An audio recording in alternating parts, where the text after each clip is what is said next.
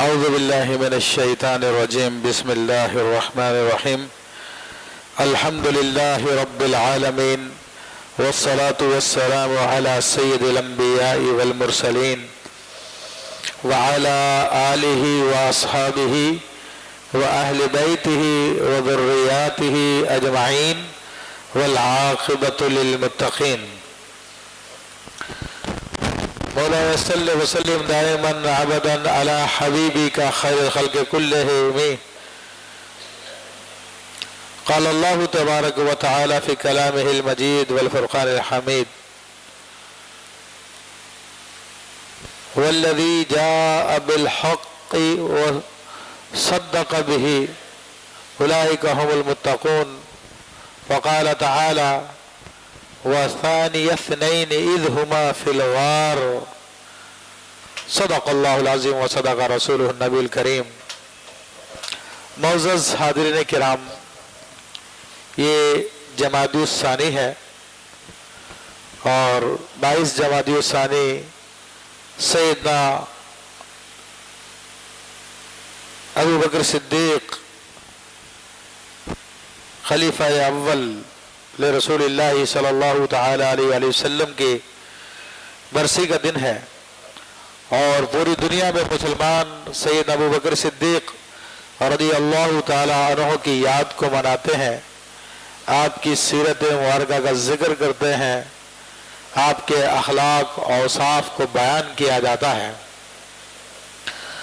آپ کی ذات مبارکہ امت مسلمہ میں وہ عظیم اہمیت کی حامل ہے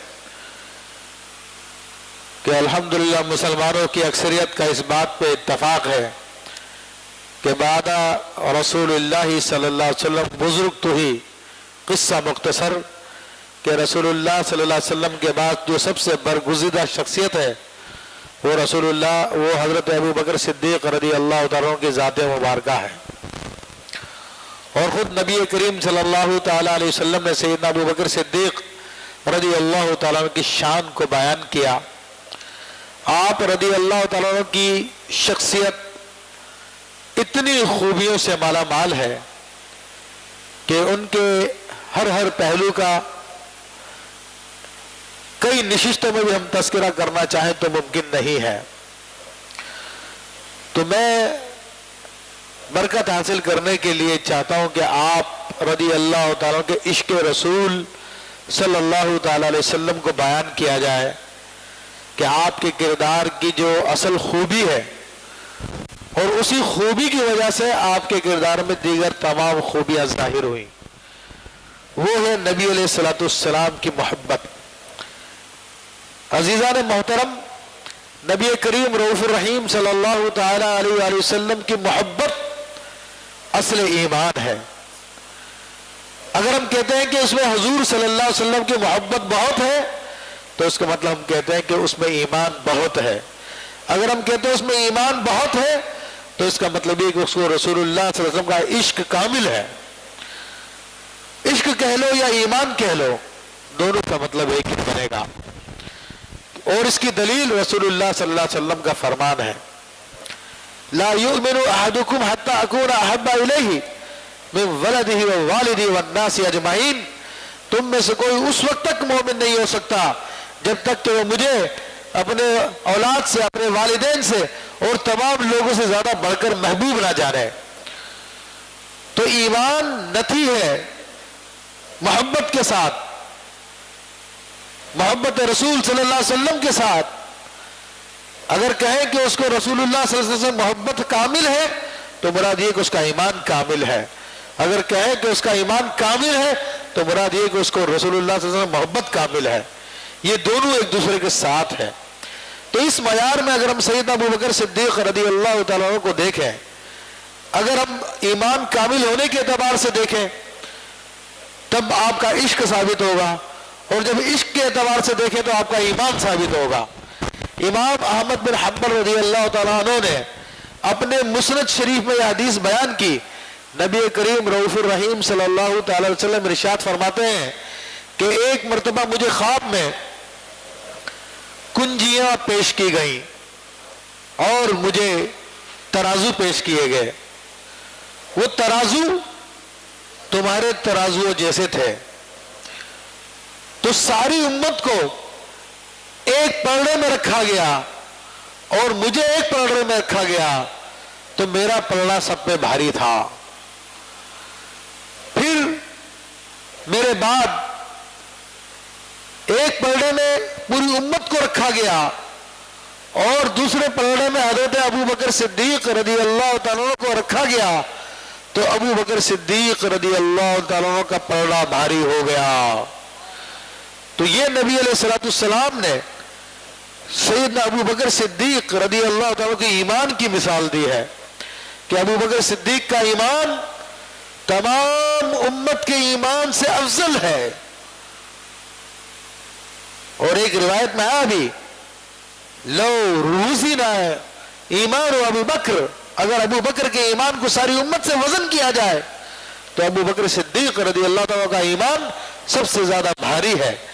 تو دوسرے لفظوں میں کیا نتیجہ نکلا کہ ابو بکر صدیق رضی اللہ تعالیٰ عنہ عشق رسول میں بھی سب سے زیادہ بڑھ کر ہے، سب سے بھاری ہے۔ اور میرے بھائیوں، اس کی ایک دو مثالیں نہیں ہیں، سیدنا ابو بکر صدیق رضی اللہ تعالیٰ کی پوری زندگی عشق رسول صلی اللہ علیہ وسلم کی مثال سے بھری ہوئی ہے۔ حضرت ابو بکر، عشق تقاضا کرتا ہے اطاعت کا، عشق تقاضا کرتا ہے کہ محب محبوب کا غلام ہو جائے، عشق تقاضا کرتا ہے کہ محب محبوب کے سامنے اپنی مرضی کو ختم کر دے۔ حضرت ابو بکر صدیق رضی اللہ تعالیٰ کی پوری حیات کو دیکھ لیجئے، آپ یہی دیکھیں گے کہ انہوں نے ہر معاملے میں رسول اللہ صلی اللہ علیہ وسلم کی مرضی کو اپنایا، آپ علیہ الصلوۃ والسلام کی سنتوں کو اپنایا، آپ کی ظاہر حیات طیبہ میں بھی اور آپ کی ظاہر حیات طیبہ کے بعد میں بھی، یہاں تک کہ آپ معلوم کرتے تھے کہ مجھے بتاؤ کہ رسول اللہ صلی اللہ علیہ وسلم کون کون سے کام کیا کرتے تھے، اور جب آپ کو معلوم ہوتا تھا تو آپ ان تمام کاموں کو ادا کیا کرتے تھے۔ حضور علیہ الصلوۃ والسلام کی عادت طیبہ تھی کہ حضرت ام ایمن رضی اللہ تعالیٰ سے ملنے جایا کرتے تھے، تو آپ حضرت عمر فاروق کو لے کر ام ایمن کی بارگاہ میں ملنے کے لیے تشریف لے گئے کہ یہ رسول اللہ صلی اللہ علیہ وسلم کا طریقہ ہے۔ سیدہ صدیق اکبر رضی اللہ تعالیٰ عنہ کی آپ سلامت رائے کو دیکھیے، اور یہ آپ کی یعنی آپ کے علم کو دیکھیے سارا علم، ساری سلامت رائے اور آپ کی حق پرستی، یہ سب کے سب عشق رسول صلی اللہ علیہ وسلم کے تابع ہے۔ ایک طرف ساری امت کی رائے ہے، دوسری طرف ابو بکر صدیق رضی اللہ تعالیٰ کی رائے ہے، اور اللہ نے ثابت کیا کہ ابو بکر صدیق نے جو رائے اپنائی ہے وہی حق ہے اللہ کے نزدیک بھی۔ رسول اللہ صلی اللہ علیہ وسلم کا وصال ہوا تو اس وقت وصال سے پہلے آپ نے ایک لشکر رومیوں کے مقابلے کے لیے روانہ فرمایا تھا، جس کا سردار آپ نے اسامہ بن زید رضی اللہ تعالیٰ عنہ کو مقرر فرمایا تھا۔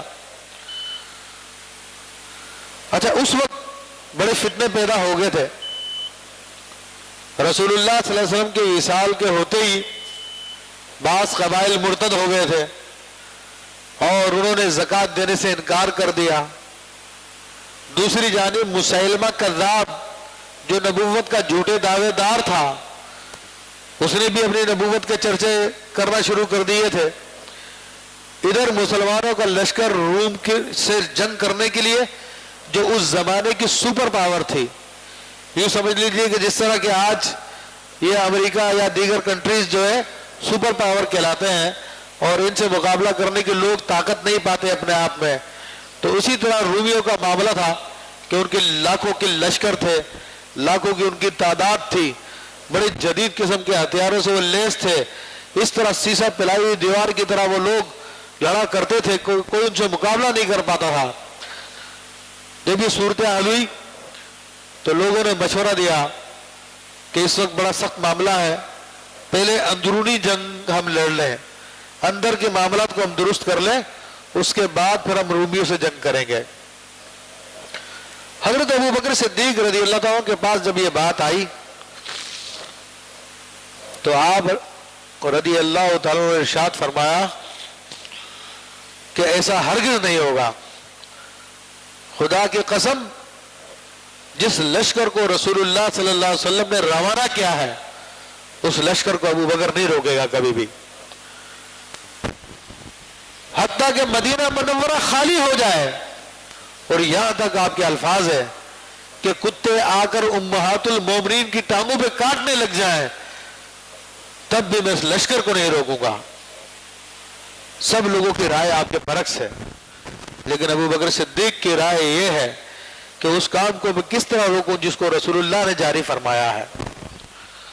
اور کیا نتیجہ نکلا کہ لشکر جب گیا تو رومی مقابلے کے لیے آئے نہیں، ڈر کے مارے کہ مسلمان بڑے طاقتور ہیں اور تبھی ہم سے مقابلہ کرنے کے لیے یہاں تک پہنچ گئے، اور دوسری طرف نبوت کے جھوٹے دعوے داروں پر اور مرتدین پر روب پڑا کہ مسلمانوں کی بڑی طاقت ہے کہ یہ ہم سے تو ہمارا ہم اور ان کا کیا مقابلہ، یہ تو روم سے لڑنے کے لیے چلے گئے ہیں، ان پہ بھی خوف و دہشت طاری ہو گیا۔ تو یہ صدیق اکبر رضی اللہ تعالیٰ کے عشق رسول صلی اللہ علیہ وسلم کی وجہ سے یہ رائے تھی کہ جس کام کو حضور نے شروع کیا ہے میں اس کام کو نہیں روکوں گا۔ اسی طرح مرتدین سے جب جنگ کرنے کی بات آئی تو وہ جو مرتدین تھے میرے بھائیو اندازہ کرو ان میں کیا خرابی تھی، وہ نہیں تھی کسی بت کی پوجا نہیں کرنے لگے تھے وہ لوگ، یا کسی اور کو انہوں نے نبی نہیں بنا لیا تھا، وہ کلمہ بھی پڑھتے تھے، وہ نمازیں بھی پڑھتے تھے، وہ سارے کام کرتے تھے، سارے مسلمانوں والے کام کرتے تھے، اذانیں بھی دیتے تھے، سارے کام تھے، مگر انہوں نے یہ کہا کہ ہم جو زکوٰۃ دیا کرتے تھے بیت المال میں اب بیت المال میں زکوٰۃ نہیں دیں گے۔ سیدنا ابو بکر صدیق رضی اللہ تعالیٰ نے فرمایا کہ جو تم بال کی رسی بھی رسول اللہ صلی اللہ علیہ وسلم کے زمانے بیت المال میں دیا کرتے تھے اگر تم منع کرو گے تو تمہارے خلاف جنگ کروں گا میں۔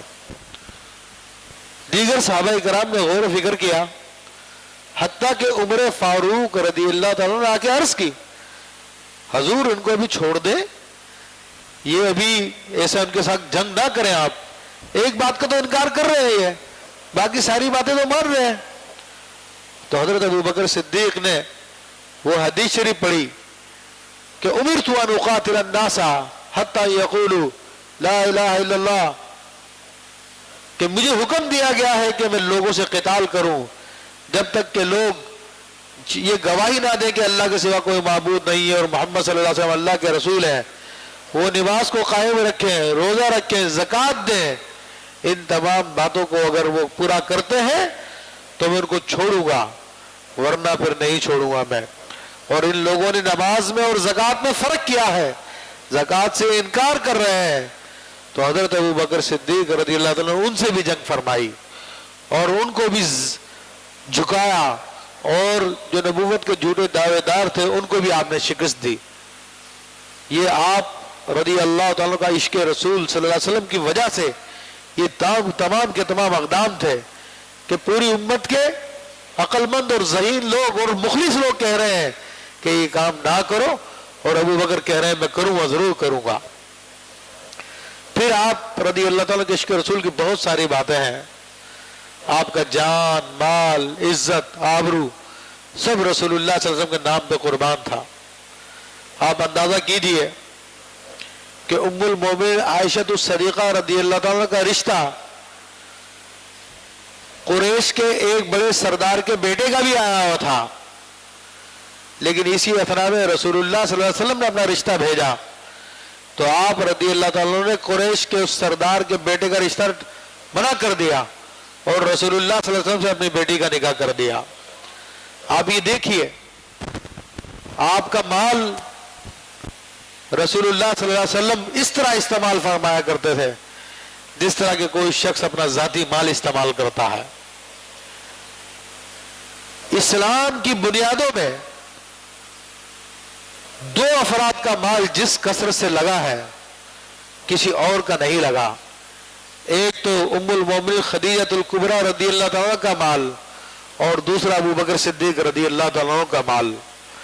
مسلمانوں کے اکثر غلام ابو بکر صدیق نے خرید کے آزاد کیے اور بہت آپ نے کام کیے، یہاں تک کہ رسول اللہ صلی اللہ علیہ وسلم ارشاد فرماتے ہیں ما من احد الا وقد کافیناہ، ہم پر جس جس کا احسان تھا وہ ہم نے پورا کر دیا ہے، اس کا بدلہ چکا دیا ہے، الا ید ابی بکر، سوائے ابو بکر کے احسان کے، اس کا بدلہ اللہ تبارک و تعالیٰ ہی عطا فرمائے گا۔ تو آپ کے مال کی یہ کیفیت تھی، اور آپ کی جان کی بات ہے۔ بلکہ مال ہی کی ایک اور مثال غزوہ تبوک کا واقعہ آتا ہے، جب رسول اللہ صلی اللہ علیہ وسلم نے اعلان فرمایا کہ جہاد کے لیے مال کی ضرورت ہے، چندے کی ضرورت ہے، تو لوگ اپنا اپنا مال لے کر حاضر ہوئے۔ اس وقت سیدنا ابو بکر صدیق رضی اللہ تعالیٰ عنہ اپنے گھر کا تمام مال لے آئے۔ نبی علیہ الصلوۃ والسلام نے پوچھا، بات طویل مختصر کر کے عرض کر رہا ہوں، ما ابقیت لأہلک یا ابا بکر، اے ابو بکر تم اپنے گھر والوں کے لیے کیا چھوڑ آئے ہو؟ کیونکہ میرے بھائیوں آپ کی حالت کیا تھی؟ جسم کے جو پہننے کے کپڑے تھے وہ بھی آپ نے اللہ کی بارگاہ میں، اللہ کے رسول کی بارگاہ میں جمع کرا دیے، حتیٰ کہ ایک کمبل اوڑا ہوا تھا اور اس کمبل میں کانٹے لگائے ہوئے تھے، اس طرح سے اپنا جسم ڈھکا ہوا تھا، اور باقی اپنا سارا مال لا کر حضور کی بارگاہ میں پیش کر دیا۔ اب حضور علیہ الصلوۃ والسلام بھی جانتے تھے اور ابو بکر صدیق کے مرتبے کو ظاہر کرنا چاہتے تھے، ان کی شان کو ظاہر کرنا چاہتے تھے، تو فرمایا کہ ابو بکر تم اپنے گھر والوں کے لیے کیا چھوڑا ہو؟ تو ابو بکر صدیق رضی اللہ تعالیٰ کا جواب دیکھیے کہ ابقیت لہم اللہ ورسولہ، اے اللہ کے حبیب صلی اللہ علیہ وسلم میں اپنے گھر میں اللہ اور اس کا رسول چھوڑ آیا ہوں۔ اب یہ دیکھیے، ایک تو وہ لوگ کہتے ہیں کہ جناب حضور حاضر و حاضر نہیں ہے، تو ابو بکر صدیق نے اس کا بھی جواب دے دیا کہ اللہ کے رسول سامنے موجود ہیں، ان سے بات ہو رہی ہے، مگر کہہ رہے ہیں اپنے گھر بھی چھوڑ آیا ان کو۔ تو ابو بکر صدیق کا یہی عقیدہ ہے کہ حضور حاضر و ناظر ہیں، یہاں پر بھی ہے تو وہاں پر بھی ہے، تو اس لیے تو کہا ہے کہ ان کے اللہ اس کا رسول چھوڑ کر آیا ہوں میں۔ کوئی جواب دے اس بات کا، ورنہ ابو بکر صدیق پہ فتویٰ لگا دے اگر ہمت ہے تو۔ اور پھر جو ہر بات میں کہتے ہیں کہ میرے لیے اللہ ہی کافی ہے، دیواریں ان لوگوں نے کالی کی ہوئی ہے، اس کلمے کا انکار نہیں کرتے ہم، بے شک اللہ ہی کافی ہے ہمارے لیے، لیکن اس کو بیان کرنے کا مقصد یہ کہ رسول کو چھوڑ دو، تم رسول کا ذکر کرنا چھوڑ دو۔ ارے ابو بکر سے پوچھو، ابو بکر جواب دے رہے ہیں، یہ نہیں کہا کہ ان کے لیے اللہ چھوڑ آیا ہوں، کہا کہ میں ان کے لیے اللہ اور اس کا رسول چھوڑ آیا ہوں۔ تو جاری رہے، تو اگر تمہارا ایمان ابو بکر صدیق والا ہے تو تم بھی کہو کہ مجھے اللہ اور اس کا رسول کافی ہے۔ اور دوسرا واقعہ آپ کا ابتدائی اسلام کی بات ہے، قرآن نازل ہو رہا ہے، سیدنا ابو بکر صدیق رضی اللہ تعالیٰ راتوں کو اٹھ کے قرآن پڑھتے ہیں، روتے جاتے ہیں، قرآن پڑھتے جاتے ہیں، اتنی خوبصورت آواز میں قرآن مجید پڑھتے ہیں کہ قریش کے لوگ، ان کے جوان لڑکے، ان کی عورتیں رات کو چھپ چھپ کے تہجد کے ٹائم آتی ہیں اور صدیق اکبر کا قرآن سنتے ہیں۔ کفار مکہ پریشان ہو گئے کہ اگر ان کو روکا نہیں گیا تو ہماری عورتیں، ہمارے بچے، ہمارے لڑکے، ہمارے جوان سب مسلمان ہو جائیں گے۔ تو ان لوگوں نے مل کے پلاننگ کی اور ابو بکر صدیق رضی اللہ تعالیٰ کو آرڈر جاری کر دیا کہ تم فوراً سے پیشتر مکہ معظمہ چھوڑ کے چلے جاؤ ورنہ ہم تمہیں قتل کر دیں گے۔ حضرت ابو بکر صدیق رضی اللہ تعالیٰ نے جب یہ دھمکی سنی تو آپ نے اپنا سامان سمیٹا اور مکہ معظمہ سے ہجرت کا ارادہ فرمایا۔ تو انہی قریش کے سرداروں میں ایک کافر سردار نے کہا، ارے ابو بکر تم جیسا بہترین انسان ہمیں چھوڑ کے چلا جائے گا تو مکہ معظمہ میں پھر اچھے انسانوں کی کمی ہو جائے گی، آؤ میں تمہیں پناہ دے رہا ہوں، تم میری پناہ میں رہو، کوئی تمہیں ہاتھ نہیں لگا سکتا۔ حضرت ابو بکر صدیق رضی اللہ تعالیٰ عنہ ان کے پاس ٹھہر گئے۔ اچھا عربوں میں رواج تھا کہ جب کوئی کسی کو پناہ دے دیا کرتا تھا پھر اس کو نہیں چھیڑا کرتے تھے۔ صدیق اکبر رضی اللہ عنہ تو اللہ رسول کے عاشق تھے، اب پھر جب رات کا وقت آیا تو پھر آپ قرآن لے کر بیٹھ گئے۔ پھر آپ نے پڑھنا شروع کیا، پھر قریش کی عورتیں، ان کے جوان لڑکے، ان کے بچے قرآن کی کشش سے کشاکش چلے آئے. پھر ان لوگوں نے شکایت کی پناہ دینے والے سے کہ بھائی تو نے ابو بکر صدیق کو پناہ دی تھی، ہمارے بچے خراب ہو جائیں گے، ان کو قرآن پڑھنے سے منع کرو. تو اس نے جب آ کر کہا ابو بکر میں نے تمہیں پناہ دی، تم بھی میری بات مانو، تم راتوں کو قرآن مت پڑھا کرو جو تم پڑھتے ہو. تو حضرت ابو بکر صدیق رضی اللہ تعالی نے فرمایا میں تیری پناہ تجھے رد کرتا ہوں، مجھے اللہ اور اس کے رسول کی پناہ کافی ہے. اب جو کہتے ہیں میرے لیے اللہ ہی کافی ہے، بولے ابو بکر صدیق کے بارے میں اسٹیکر چھاپ دیے لوگوں کو خراب کرنے کے لیے. ابو بکر صدیق کا ایمان ہے تو اللہ وہاں پر رسول کے بغیر نہیں پایا جاتا، اور رسول اللہ کے بغیر نہیں ہے. اللہ تبارک و تعالیٰ نے رسول کا نام اپنے نام کے ساتھ کلمے میں لگا لیا ہے. تم الگ کرنا چاہتے ہو، اللہ نے نماز میں لگا لیا ہے، اللہ نے اذان میں لگا لیا ہے، تم کہاں کہاں الگ کرو گے؟ تم الگ نہیں کر سکتے. امت کے سردار ابو بکر صدیق رضی اللہ تعالیٰ نے الگ نہیں کیا، تم کیسے الگ کرتے ہو؟ تو ابو بکر صدیق رضی اللہ تعالیٰ نے جواب دیا کہ میں اللہ اور اس کا رسول گھر چھوڑ آیا ہوں. علامہ جلال الدین سیوطی رحمۃ اللہ علیہ لکھتے ہیں اسی وقت جبریل امین علیہ السلام حاضر ہوئے، اور جبریل امین علیہ السلام نے اس وقت وہی کپڑے پہنے ہوئے تھے جو ابو بکر صدیق نے پہنے ہوئے تھے، وہی کمبل لگایا اور کمبل میں کانٹے لگائے ہوئے ہیں. سرکار دو عالم صلی اللہ علیہ وسلم نے پوچھا اے جبریل تم نے بھی وہی کپڑے پہنے ہوئے جو ابو بکر نے پہنے ہوئے ہیں؟ حضور کو تو معلوم تھا کیوں پہنے ہوئے، لیکن بتانا تھا لوگوں کو کہ میرے ابو بکر کا مرتبہ دیکھو تم، کہ ان کا مقام دیکھو تم کیا ہے، کیونکہ اگر حضور نہیں بتاتے تو ہمیں کس طرح پتہ چلتا. تو جبریل امین عرض کرتے ہیں یا رسول اللہ صلی اللہ علیہ وسلم آج میں نے یہ کپڑے نہیں پہنے ہوئے، سارے آسمان والوں نے یہی کپڑے پہنے ہوئے ہیں. تو صدیق اکبر کی ادا اللہ کو اتنی پسند آئی کہ آسمان کے فرشتے بھی آپ سے محبت کرتے ہیں. تو یہ سب کا سب عشق رسول کی وجہ سے آپ کو مرتبہ ملا. اور پھر آپ وہ واحد شخصیت ہیں، آپ وہ واحد پرسنالٹی ہیں اللہ کے رسول صلی اللہ علیہ وسلم کے بعد کہ جن سے اللہ براہ راست پوچھتا ہے کہ ابو بکر تم ہم سے راضی ہو نہیں ہو؟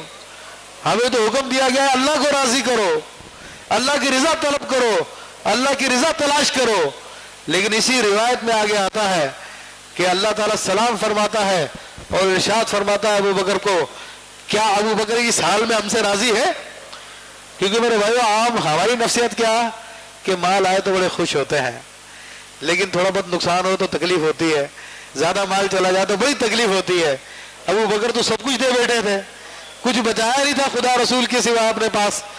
تو اللہ تبارک و تعالیٰ آپ مومن بندوں کو بتا رہا ہے دیکھو میرے مومن بندے ایسے ہوتے ہیں. کیا ابو بکر تم اس حال میں ہم سے راضی ہو؟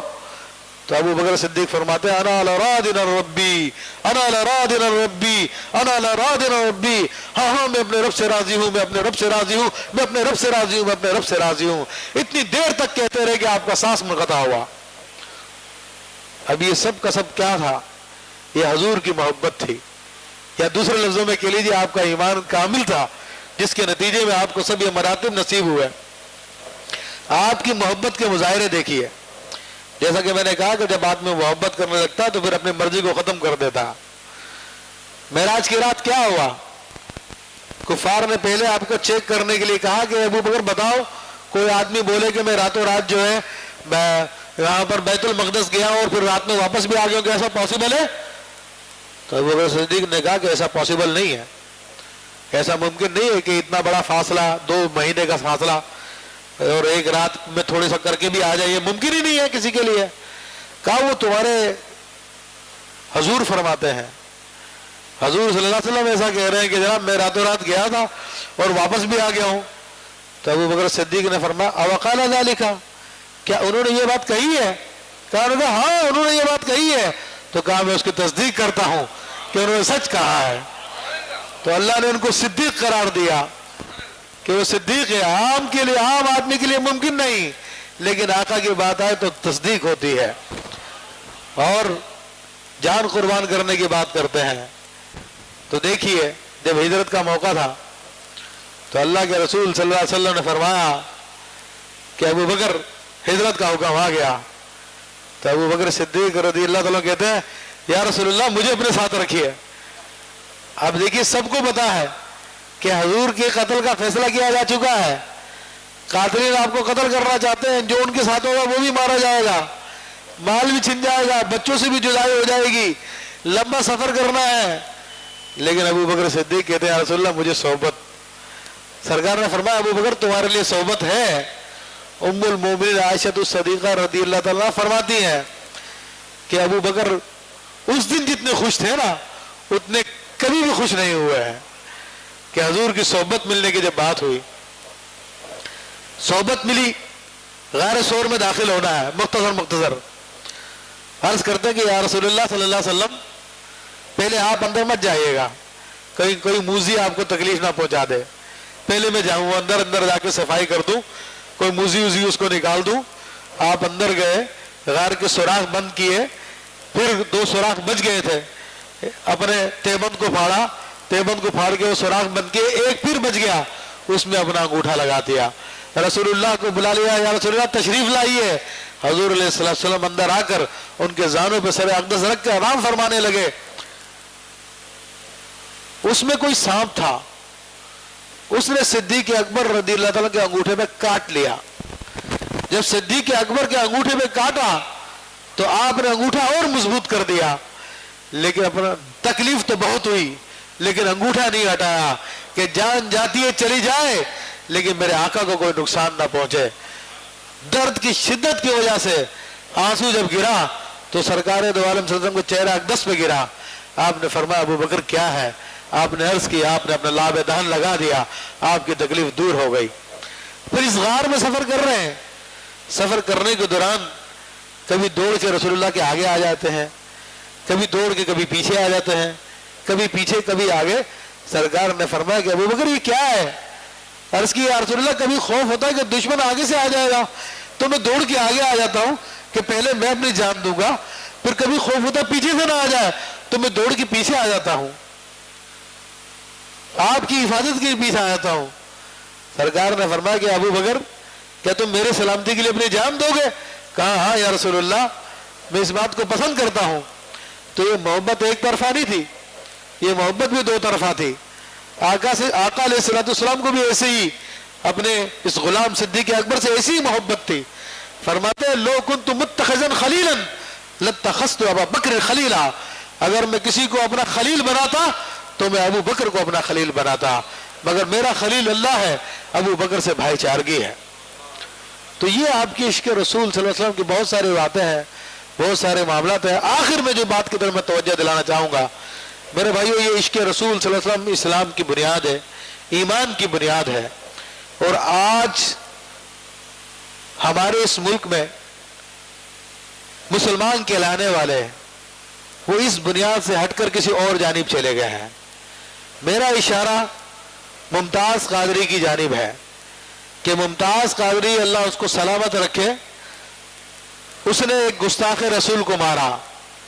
جو شخص کفار کا ایجنٹ تھا, کفار کے لیے کام کر رہا تھا, نام کا مسلمان تھا سلمان تاثیر, جس کے بارے میں خود اس کے بیٹے نے بھی کتاب لکھی.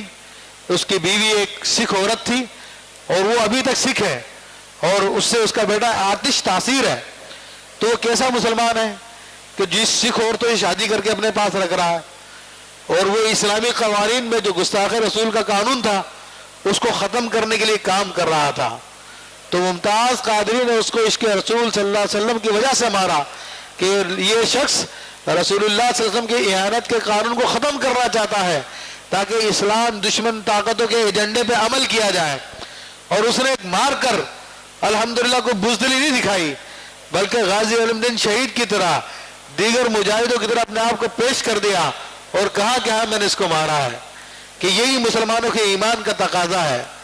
اور آج مسلمان کہلانے والے جج, مسلمان کہلانے والی حکومت آج اس معاملے پہ غور کرنے کے لیے تیار نہیں ہے.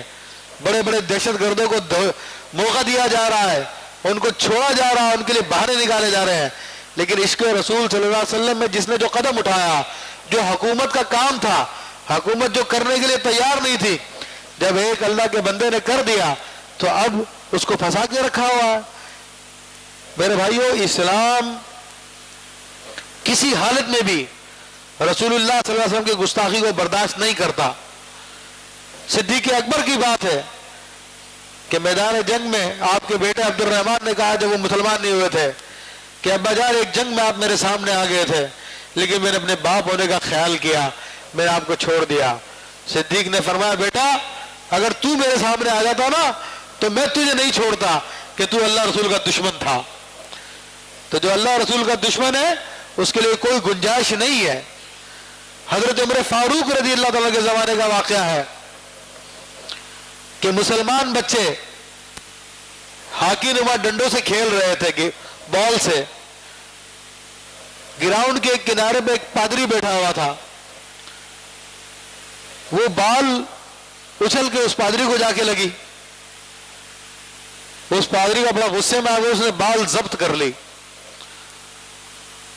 بچے اس سے کہنے لگے کہ بھائی ہماری بال دے دے، اس نے منع کیا، بڑے انہوں نے ہیلے کیے، بہت باتیں کی، بچوں نے جو آخری کام مسلمان کا ہوتا ہے کہا تجھے رسول اللہ کا واسطہ ہماری گیند دے دے۔ بچوں کو یہ سکھایا گیا تھا، گھر میں صحابہ کے بچے تھے وہ، ان کو سکھایا گیا تھا کہ بیٹا رسول اللہ کا واسطہ دیا جاتا ہے، اللہ کی بارگاہ میں بھی دیا جاتا ہے، دنیا میں بھی دیا جاتا ہے۔ تو بچوں نے وہی کہا کہ تجھے رسول اللہ کا واسطہ ہماری گیند دے دے۔ بچوں کو کھیل کی چیزوں سے زیادہ محبوب کیا ہوتی ہے؟ پادری نے جب رسول اللہ کا نام سنا تو اس نے گستاخی کی رسول اللہ کا نام لے کر، اور سخت اس نے غصے کا اظہار کیا۔ بچے اب تک تو بہت محبت سے اسے عاجزی سے گر گرا کے اس سے مانگ رہے تھے، لیکن جب اس نے رسول اللہ کی گستاخی کی تو اب وہی ہاکیاں لے کر اس کے اوپر پل پڑے، اس کو اتنا مارا یہاں تک کہ جان سے مار دیا اس کو، کہ رسول اللہ کی گستاخی کرتا ہے۔ عمر فاروق کا زمانہ ہے، عیسائیوں کا پورا ڈیلیگیشن عمر فاروق کی بارگاہ میں آتا ہے کہ حضور آپ بڑے امن پسند حکمران ہیں، آپ کے یہاں پر بڑا انصاف ہے، دیکھو مسلمانوں کے بچوں نے ہمارے پادری کو مار دیا ہے۔ حضرت عمر فاروق رضی اللہ تعالیٰ عنہ نے بلوایا، پورا واقعہ سنا۔ جب آپ کو پورا واقعہ بتایا گیا تو حدیث کے راوی کہتے ہیں کہ عمر فاروق رضی اللہ تعالیٰ کے چہرے پر وہ خوشی کے آثار ظاہر ہوئے کہ جو اسلام قبول کرنے کے بعد کبھی اتنی خوشی آپ کو نہیں ہوئی تھی۔ آپ فرمانے لگے کہ اب مسلمان کامیاب ہو گئے ہیں، اب مسلمان کامیاب ہو گئے ہیں، کہ جو بات مسلمان جوانوں کے دل میں ہے، مسلمانوں کے بڑوں کے دلوں میں ہے، اللہ نے مسلمان بچوں کے دل میں بھی پیدا کر دی ہے کہ وہ گستاخ رسول کو برداشت نہیں کر سکتے۔ تو یہ عمر فاروق کا ایمان ہے کہ گستاخ رسول کو قتل کرنا، فرماتے ہیں کہ اب مسلمان قوم کامیاب ہو گئی ہے۔ تو ممتاز قادری نے کون سا جرم کیا ہے جس کی پاداش میں یہ سارے کے سارے معاملات کیے جا رہے ہیں؟ اگر تم اللہ کو مانتے ہو، رسول اللہ صلی اللہ علیہ وسلم پہ ایمان رکھتے ہو، تو پھر پڑھو گستاخ رسولوں کا کیا انجام ہوتا ہے۔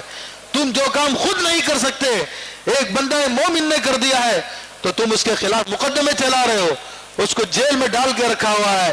میں آپ تمام حضرات سے ایک قرارداد منظور کرانا چاہتا ہوں، کیا ممتاز قادری کو آزاد کیا جانا چاہیے؟